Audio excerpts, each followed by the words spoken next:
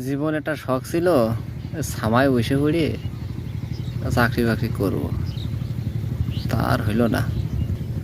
এখন ওই যে আসলাম পরের সাথে কাজ করতে, সেটাও একটা আনন্দ লাগে।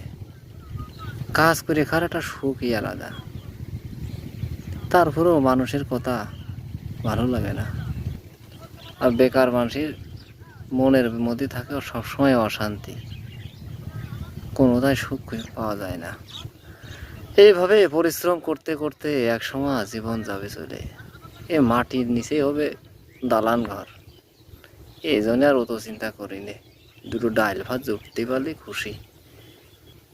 আর সবসময় ভালো কাজ করতে হবে, কোনো ক্লিকবাজি কাজ করা যাবে না। এতে আল্লাহ পাক সৃষ্টিকর্তা ভবিষ্যতে ভালো কিছু রাখে না। আর মানুষের জীবনে বা কয়দিন, মরে গেলেই সব পড়ে থাকবে। টাকা পয়সা, ওই ভালো গাড়ি, আর ভালো জামা প্যান্ট, জুতো স্যান্ডেল সব পড়ে থাকবে।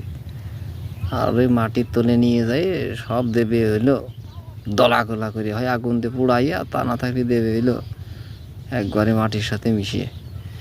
এই জন্যে ওই ডাইল ভাত চড়তে পারলে খুশি।